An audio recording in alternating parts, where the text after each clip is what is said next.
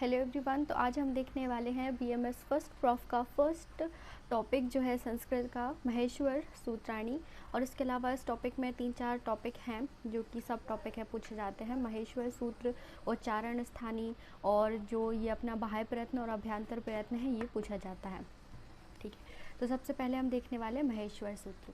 महेश्वर सूत्र ये जो टॉपिक है वो एग्ज़ाम में मोस्टली पूछा जाता है। हर एग्ज़ाम में इसके एक ना एक ऑब्जेक्टिव तो आपको ज़रूर दिख जाता है। उसमें से भी सबसे ज़्यादा इम्पॉर्टेंट ये है कि महेश्वर सूत्र में कितने सूत्र होते हैं। तो 14 सूत्र होते हैं, जिसमें से जो स्टार्टिंग वाले 4 रहते हैं वो स्वर को रिप्रेजेंट करते हैं और बाकी के 10 जो होते हैं वो व्यंजन को रिप्रेजेंट करते हैं। इसमें एक और क्वेश्चन भी आ जाता है कि त्रिमुनि कौन थे। तो त्रिमुनि में हो जाएंगे फर्स्ट पाणिनि मुनि, दूसरे हैं कात्यायन मुनि और तीसरे हैं पतंजलि मुनि। इन तीनों ने मिलकर एक लघु सिद्धांत कौमुदी की मतलब रचना की थी। और उसके बाद हम देख लेंगे कि महेश्वर सूत्र का इतिहास क्या था। तो महेश्वर सूत्र जो है वो पाणिनि मुनि ने शिव जी को मतलब शिव जी की तपस्या की थी। उन्होंने शिव जी को तपस्या करके उनको प्रसन्न किया था। तो शिव जी ने प्रसन्न होकर के उनको ये सिद्धांत जो होता है वो दिया था।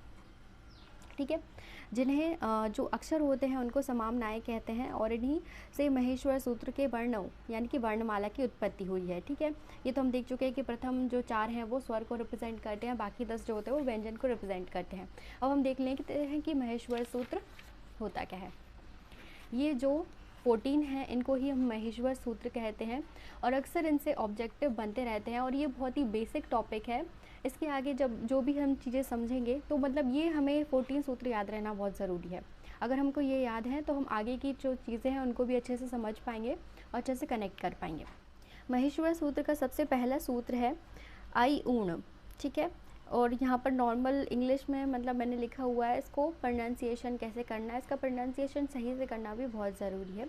सबसे पहले ये हो जाएगा आई ऊण, दूसरा जो है वो है री लिरिक, तीसरा है ए ओंग पढ़ा जाता है इसको। उसके बाद ये हो जाएगा आई आउच। उसके बाद 5वां सूत्र है हाय वारट, 6वां सूत्र है लन और 7वां सूत्र है यम इंगर्णम। इसको यम इंगर्णम पढ़ेंगे हम। उसके बाद ये है झबई और ये है गढ़दश। उसके बाद जब गढ़दश, उसके बाद ये जो बड़ा सा वर्ड है अक्सर इसको याद करने में प्रॉब्लम होती है, तो इसको हम डिवाइड कर लेंगे 3 पार्ट्स में। तो एक हो जाएगा हमारा खफ, दूसरा हो जाएगा छठथ, तीसरा हो जाएगा चटतब।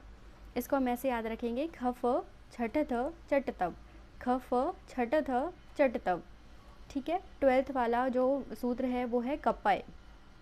उसके बाद हो जाएगा शशर और लास्ट है हल। ठीक है, सबसे पहले क्या हो जाएगा आई ऊण री लिरिक ए ओंग आई आउच, आई ऊण री लिरिक ए ओंग आई आउच। उसके बाद हो जाएगा हय वरट लर्ण यम इंगर्णम। उसके बाद झबई गढ़दश जब गढ़दश खफ छठत चटतव कपय शसर और हल। ठीक है,